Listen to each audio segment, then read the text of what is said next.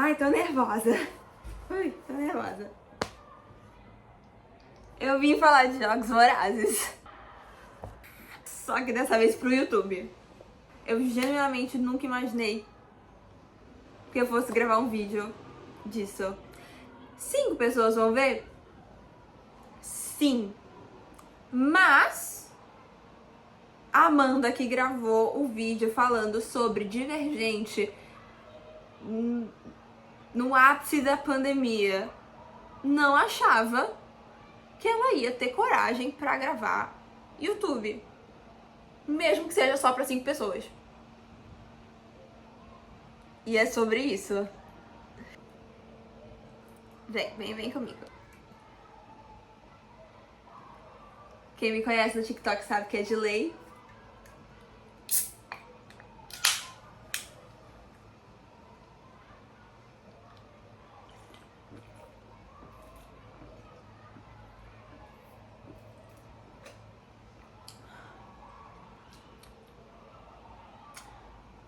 Agora a gente pode começar. Pra vocês terem noção, eu fiz roteiro.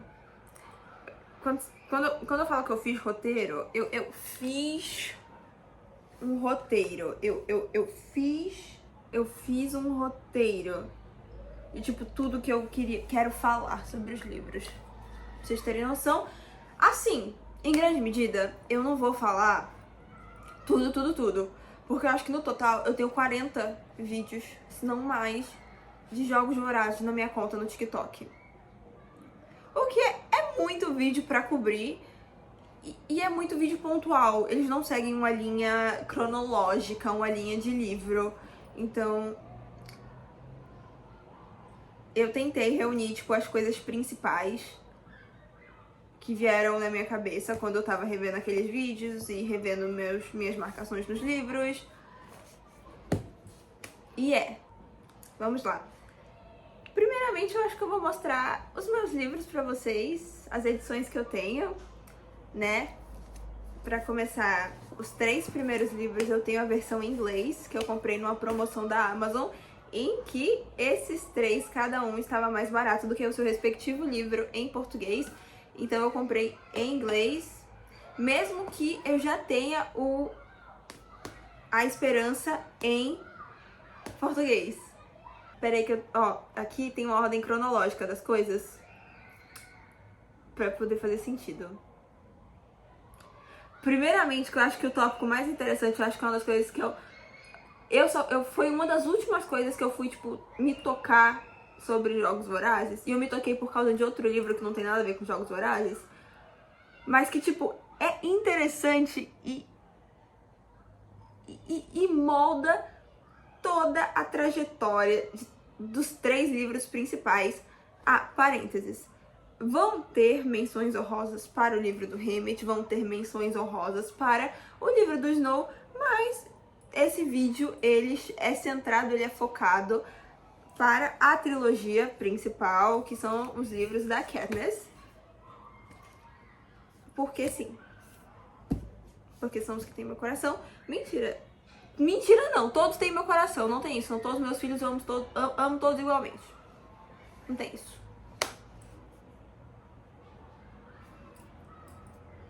Enfim, que é o fato de que o livro não é narrado por um personagem confiável. O livro é narrado pela Katniss. E a Katniss não é que ela não seja confiável. Não é que ela é igual a, por exemplo, o Snow, que mente pra manipular. Ela simplesmente é uma adolescente de 16 anos. 16 para 17 anos. Que foi jogada no mundo, não só por causa dos jogos, mas foi jogada no mundo pra sobreviver e pra proteger os outros, e não pra viver. Então, ela desconfia de todo mundo. Ela desconfia de todo mundo. Ela acha que todo mundo tem um super plano arquitetado, meticulosamente calculado pra botar ela pra trás ou pra impulsionar a pessoa pra frente. Um ótimo exemplo é ela achar que o Pita tá tentando, né, planejar como ela, não sei se aqui pode falar essa palavra no TikTok, eu sei que não é legal falar, mas aqui eu não sei, vou evitar. Assim, o simples fato dela pensar nisso do Pita, sendo que o moleque é um pãozinho de forma que anda, é um ótimo exemplo. Então, assim, tudo nela é isso. Caralho, fulano tá fazendo isso porque fulano quer...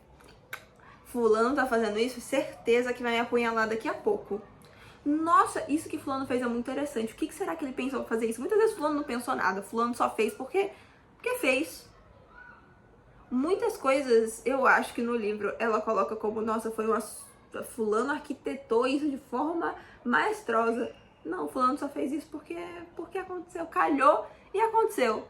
E não foi. Mas é. Aí eu já puxo um gancho disso que eu falei, dessa percepção que ela tem do Pita, pra uma outra coisa que é um TikTok muito antigo esse. Foi assim... Deve ter uns 2 anos que eu gravei esse TikTok. Que foi falando de como essa percepção dela em relação ao Pita vai mudando pela necessidade que a Katniss tem de proteger alguém. E aí a gente tem que voltar pra quando ela se voluntaria pra salvar a irmã. Desde muito jovem, a Katniss ela é condicionada a ter que proteger alguém. Quando o pai dela morre no acidente das minas, ela é obrigada a assumir esse papel de protetora à irmã, porque a mãe dela entra numa depressão muito profunda em que ela não consegue tomar conta das filhas. E a Katniss tem que assumir esse lugar. Então ela caça, ela põe mais nomes ela põe mais nomes no bolzinho da colheita. Tudo pra proteger a irmã. E esse é meio que tipo o primeiro ato simbólico e heróico dela na saga, que é não se voluntariar, mas proteger a família. E aí depois vem o ato de se voluntariar pra proteger a irmã. Ponto. A partir desse momento, ela é incapacitada de proteger a irmã. Ela não tem mais o que... Minha filha me chama, gente. Já volto. Voltei.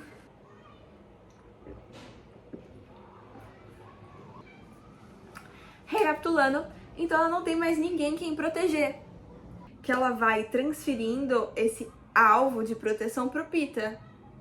Eu não sei se é viagem minha, não sei se realmente foi a intenção da Suzanne Collins, mas eles são muito... Vocês já pararam pra pensar como eles são parecidos? A Prim e o Pita, eles são muito parecidos fisicamente falando. Eles, não fisicamente necessariamente, mas a áurea deles é parecida. Eles são loirinhos, branquinhos, todos delicados, angelicais. Eles são apresentados pra gente como almas inocentes, almas angelicais. E aí, a Katniss vai lá e pô, foca nele. Óbvio que tem várias outras questões, como tudo bem que esse é o cara que ocasionalmente eu vou ter que, se eu quiser voltar pra casa. Mas por muito tempo a gente percebe que ela vai criando e ela vai desenvolvendo esse laço afetuoso pra ele no momento que ela vê que ela não precisa mais proteger a irmã. E não só isso, como a gente também vê ela transferindo esses alvos de proteção pra várias pessoas. Ela é atraída e ela atrai pessoas que ela considera não ameaçadoras. Ela tem isso, ela quer proteger os mais fracos, e eu acho que é muito por conta dessa necessidade que ela desenvolveu por conta da irmã. A Rue é um exemplo. Quando o Pita não tá mais em cena, o Pita na cabeça dela tá com os carreiristas, tá sumido, ela encontra a menina Rue e fala, ok, você me lembra a minha irmã. Você tem essa áurea de pureza, essa áurea de inocência, de incapacidade de ganhar. Vai ser você que eu vou proteger. E ela vai lá e protege a menina. Aí a menina Aí ela volta pra quem? Peeta. E vai lá e protege o menino. E aí protege o menino até o final. Né? Só que eles são um casal muito lindo. E eu amo eles. Mas acho muito legal isso. De novo, pode ser uma viagem minha. Mas eu tô olhando aqui, é porque o roteiro tá aqui.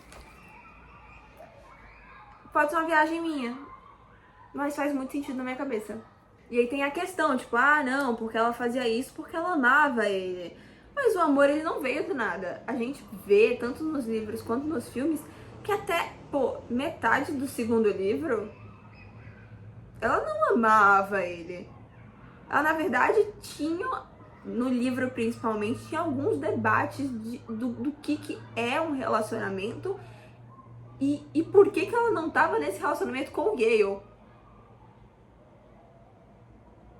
Porque na cabeça dela, né, pensando de forma pragmática e racional, que é a forma como ela é induzida a pensar pelas circunstâncias que ela é colocada durante a vida dela, ela fica, caralho, faz muito mais sentido eu estar com Gale do que com Peeta.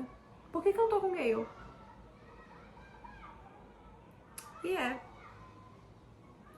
Então, essa protetividade que ela sente em relação ao Peeta, na minha cabeça é muito mais um redirecionamento de quem eu devo proteger agora do que uma faísca de amor. Óbvio que no depois a faísca de amor surge e é real. E eu vou comentar daqui a pouco sobre isso. Mas tem muito isso pra mim. Ela tem essa necessidade de proteger alguém, de ter um elo mais fraco ao lado dela pra ela meio que se motivar. Até porque ela é uma criança de 17 anos. E uma criança de 17 anos normalmente precisa de motivação, ainda mais quando se trata de, né?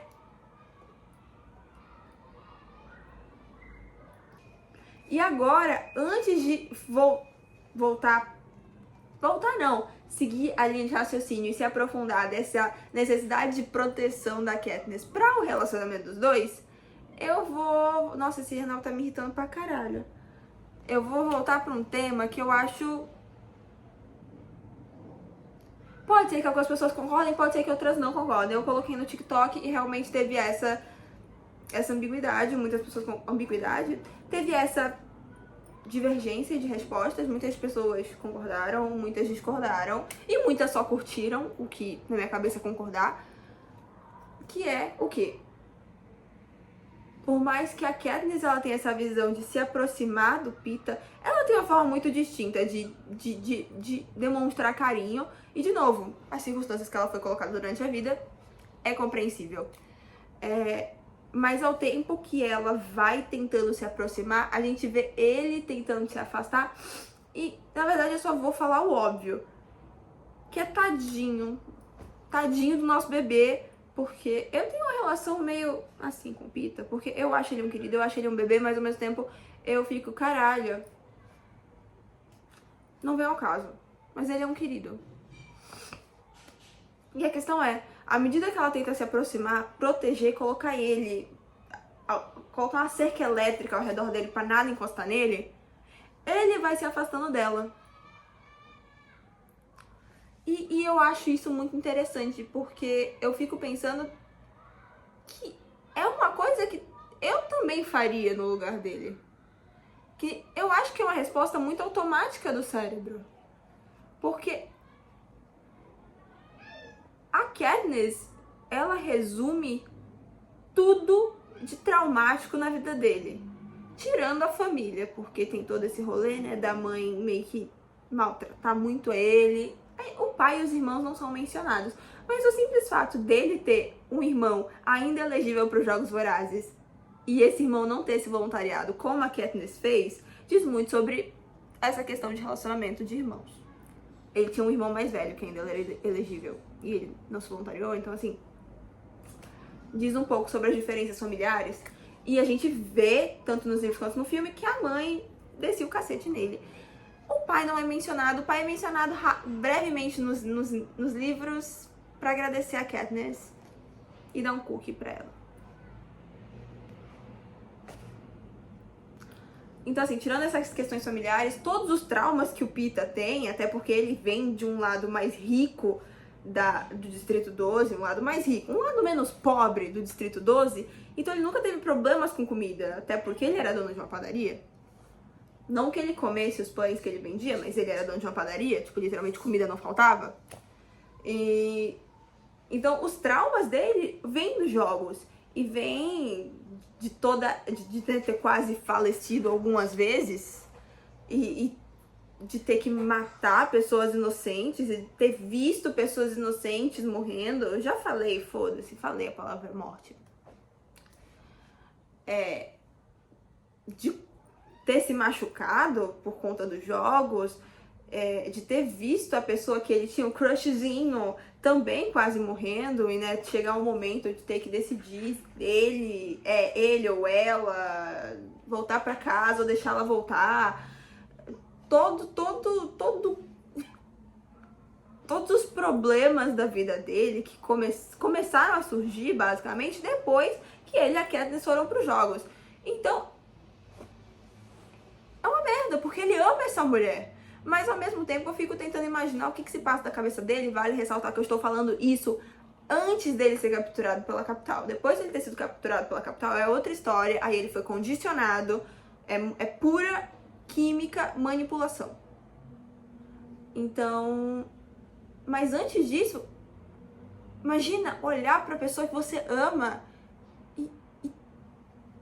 e ao mesmo tempo reviver todos esses sentimentos. Tipo, a mesma coisa que a Katniss sente quando ela tira a flecha naquela galinha no início do segundo filme e ela vê o Cato morrendo.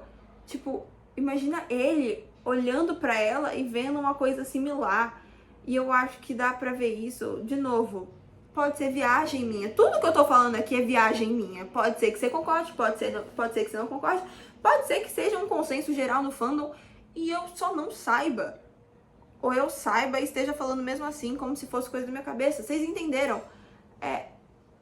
Um exemplo na minha cabeça é o fato de que quando a Katniss tem um pesadelo, ela deixa o Peeta ir lá e abraçar ela. Ela procura o Peeta, ela procura ficar com ele, ela procura o conforto do abraço dele. E quando ele tem os pesadelos também, e ele fala que ele tem, ele não procura ela.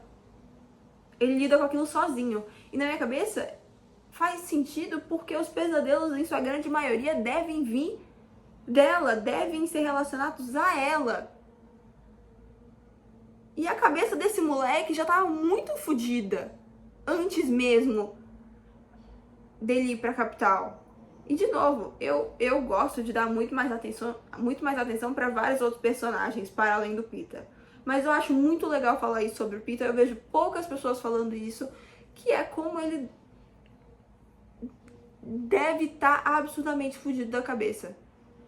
Porque a Katniss eu vejo que é uma coisa muito mais gradual nessa questão do relacionamento. Tipo, ela vai aprendendo a amar ele e ao mesmo tempo a lidar com tudo. Enquanto ele, ao contrário, tipo, ele partiu do ponto em que ele amava ela, gostava dela, tinha um crush. Esse sentimento foi aprofundado à medida de que o trauma foi crescendo e eles foram indo que medidas opostas, sabe? O trauma e o amor foram se juntando em um só e tudo virou uma bola na cabeça dele. E, tipo, a simbologia dos traumas dele também é a mulher que ele ama. E aí depois ele foi pra capital e aí não importa, porque aí fudeu com tudo. Mas no final eles terminam como um casal. Nossos amantes da capital. Amantes desafortunados, já dizia Caesar Flickman. Eu acho que esse é o nome dele. Nossos desafortunados amantes.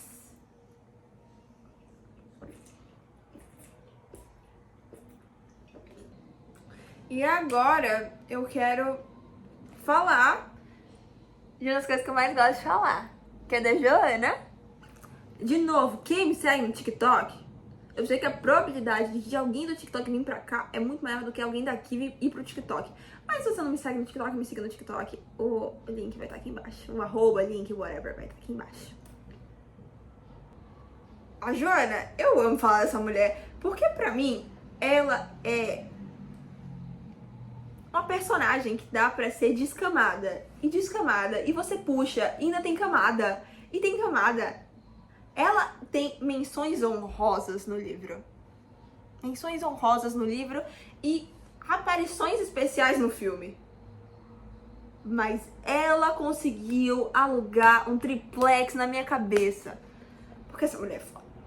Vamos falar da cena do elevador.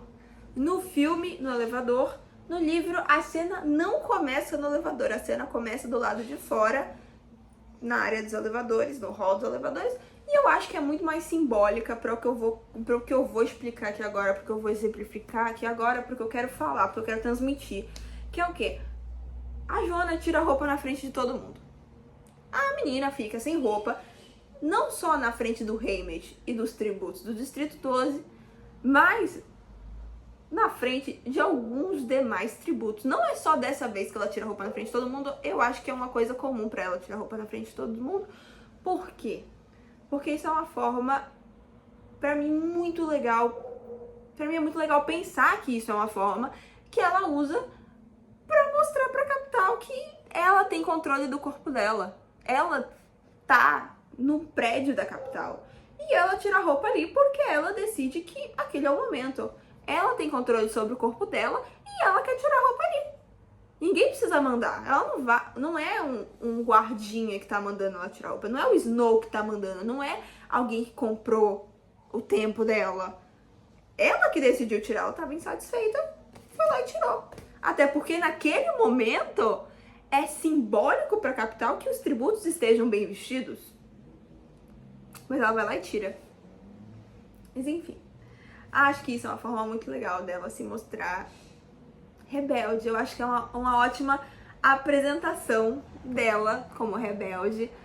E eu amo essa diva. Eu amo essa diva. Eu amo essa diva. Inclusive, se alguém souber onde faz camiseta assim com ela e com outros personagens de Jogos Vorazes, estou aceitando a indicação, porque eu quero muito comprar.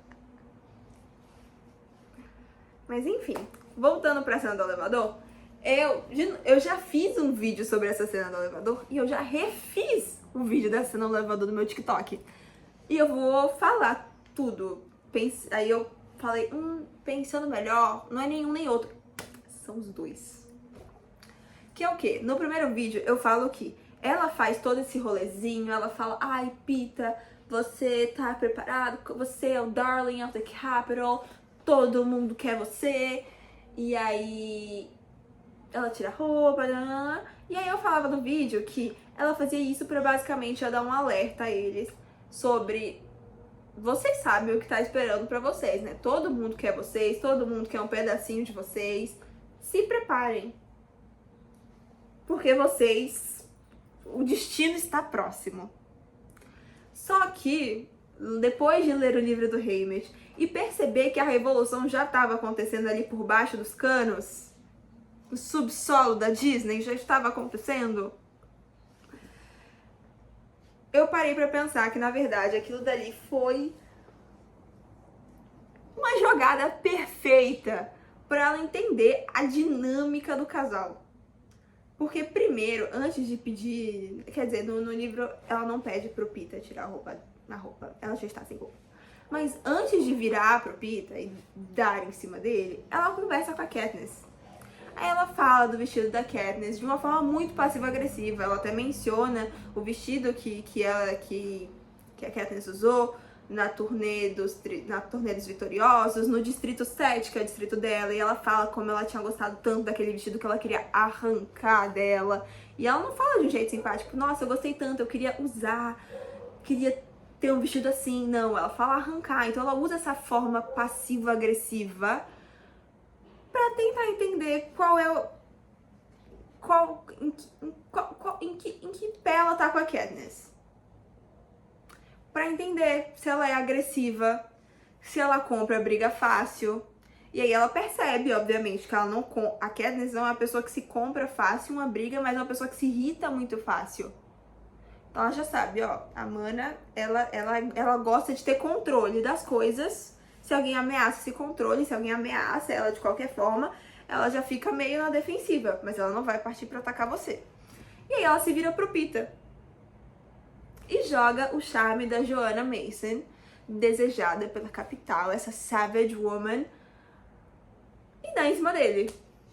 E ele não faz nada. Ele olha pra ela com aquela carinha de sonso, de pão de forma, e fica tipo, aham. E não dá em cima dela, não chega nela, e segura a mão da Katniss assim atrás. Eles estão no elevador, né? Ele vai lá e segura a mãozinha da Katniss.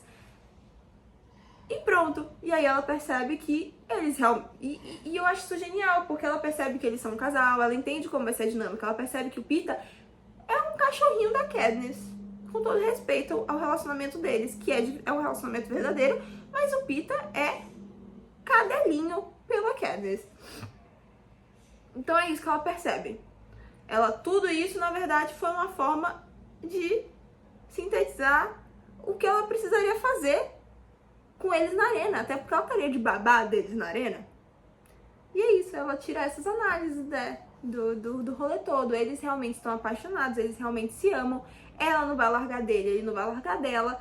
Ele não vai trair ela de jeito nenhum. Não vai contra a confiança dela. Vai fazer tudo, ele tá perdidamente apaixonado. Ele vai fazer tudo que ele puder fazer pra proteger essa menina. E essa menina também vai fazer tudo que ela puder pra proteger esse menino.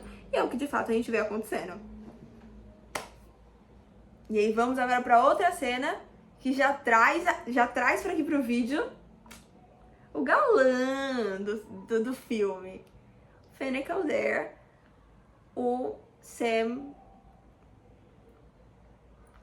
o galã do filme, Fennec Alder, nosso querido Poseidon, falei certo? Nosso querido Poseidon de Jogos Vorazes, que também tem uma cena muito interessante com a Katniss, que eu fui reparar depois de novo, depois de ler o livro do Haymitch, como eu falei, não vai ser, o foco desse vídeo não é o livro do Haymitch, é o livro da Katniss, são os livros da Katniss, mas vão ter menções honrosas.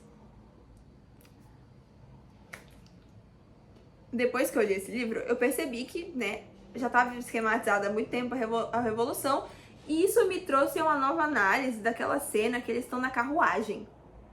Que o Finnick chega nela e pergunta: e você tem algum segredo que valha meu tempo? Tem algum segredo que seja do meu interesse? Ele chega com aquele papinho, né, todo de flerte. Ah, esse cubo de açúcar, você quer um cubo de açúcar? Os cavalos? É pros cavalos. Mas eles não precisam, a gente precisa. E cadê a roupa de princesinha? E aí ela, ah não, eu vou querer a sua emprestada.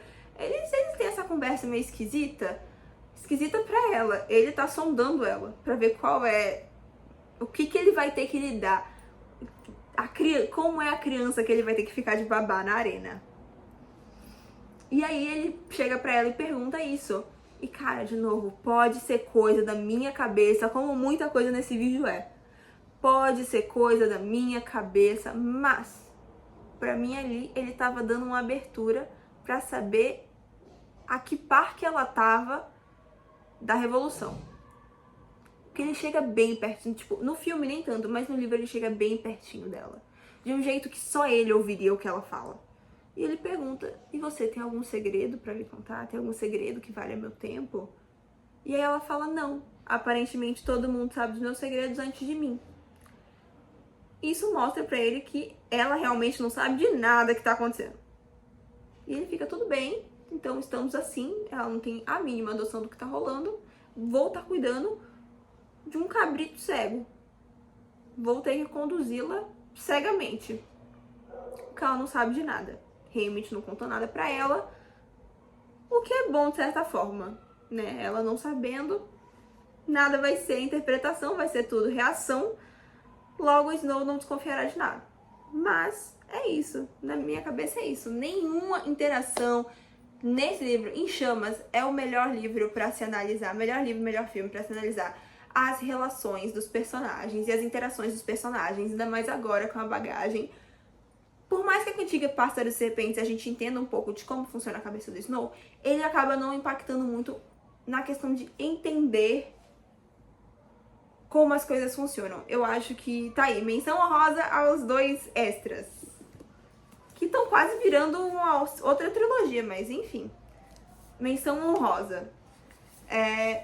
Nesse livro, eu acho que ele serve muito mais pra gente entender como os personagens se ligam e como tudo é originado e como tudo é arquitetado. Já esse daqui, de novo, a anotação para poder falar daqui, é pra gente entender como a origem da revolução. Esse é tipo a origem de tudo, esse é a origem da revolução. E como estamos falando da trilogia principal, esse livro aqui acaba servindo muito mais de base, porque esse livro, a trilogia se dá com base na revolução. Então, é isso. Essas interações são perfeitas para poder você entender cada um dos personagens. E ler esse livro aqui vai te esclarecer muita coisa. Eu poderia falar também das interações da Katniss com o Wires e com a Beetee, com a Wires e com o Beetee, mas o vídeo já tá com 30 minutos, então não vou, porque eu tenho mais coisa aqui. Pode ser para um próximo.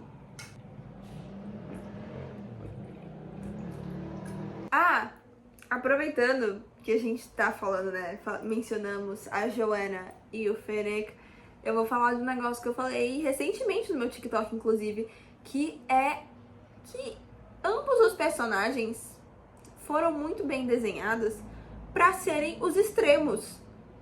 A Joanna é uma versão extrema, é um futuro paralelo do que a Katniss se tornaria caso a revolução não acontecesse. Da mesma forma que o Fennec é um futuro paralelo do que aconteceria caso a revolução não acontecesse. Mas tem toda a questão deles serem amantes da capital.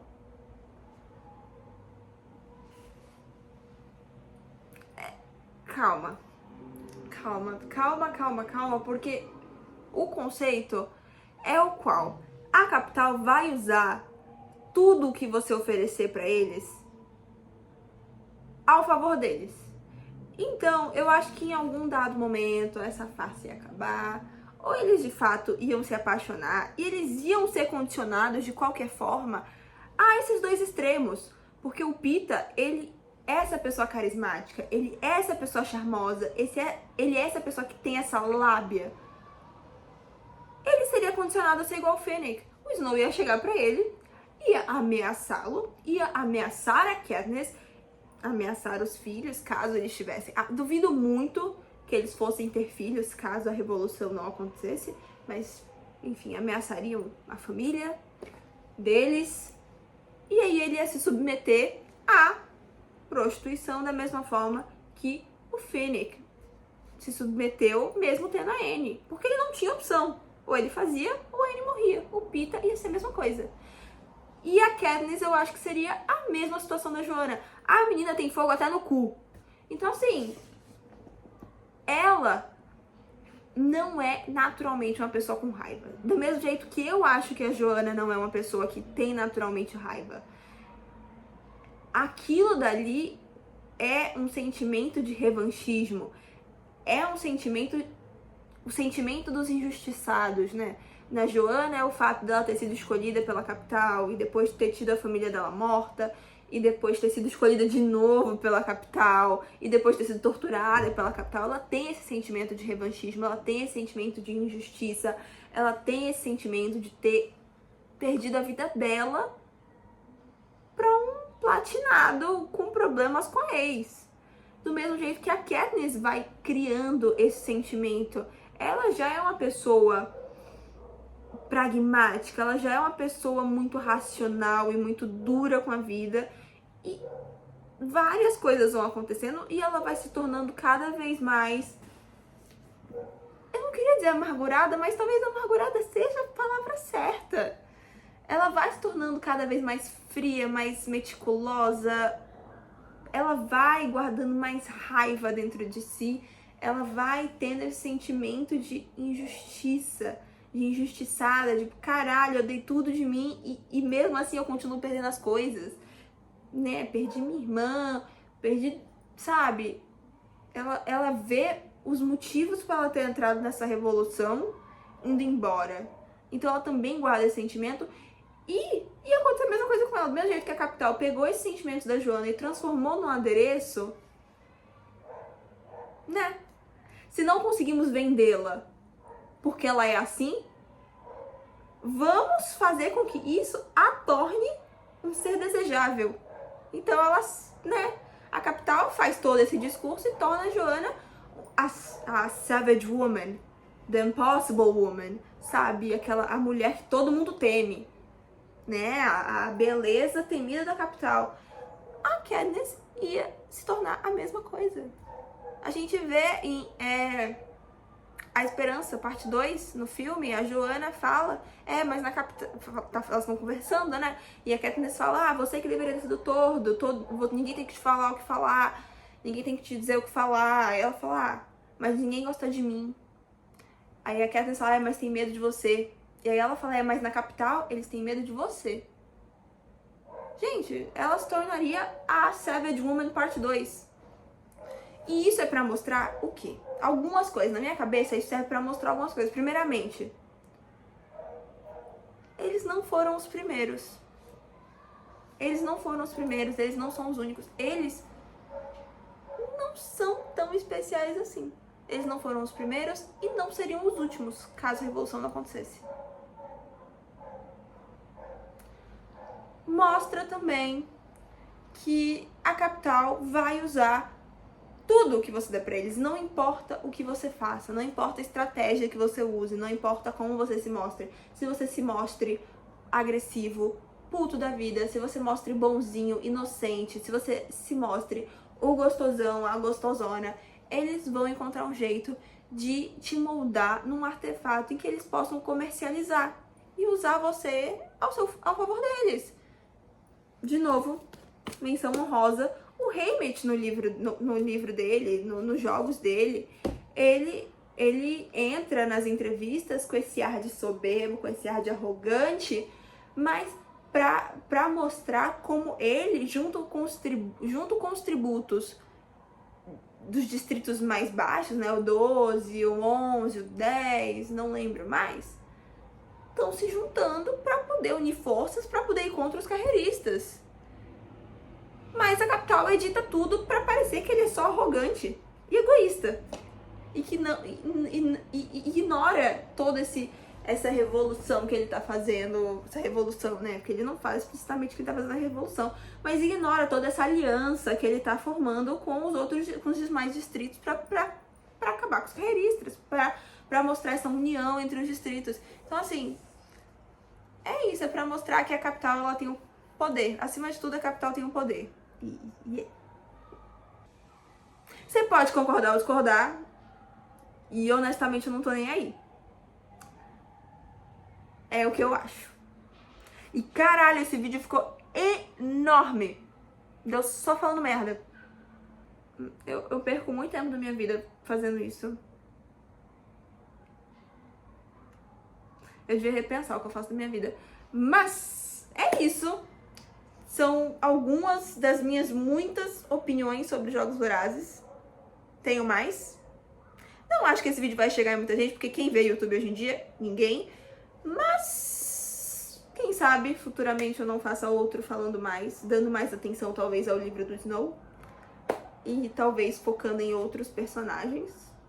Mas não vou mentir, gosto muito da Joana. Quem sabe um dia eu não faço um vídeo só falando dela. Ainda espero um livro só dela. Duvido, mas espero. Enfim, esse foi o vídeo. Não esquece de comentar se você chegou até o final, guerreira, guerreiro, doido. Desça um cacete nos comentários, porque eu sei que tem algumas coisas que eu falei aqui que muita gente não vai concordar. Então eu quero briga, eu quero a mesma briga que tem nos vídeos do meu TikTok aqui. Duvido, mas quero. E é isso. Se você não leu, leia os livros. Até o próximo vídeo. Tchau, tchau.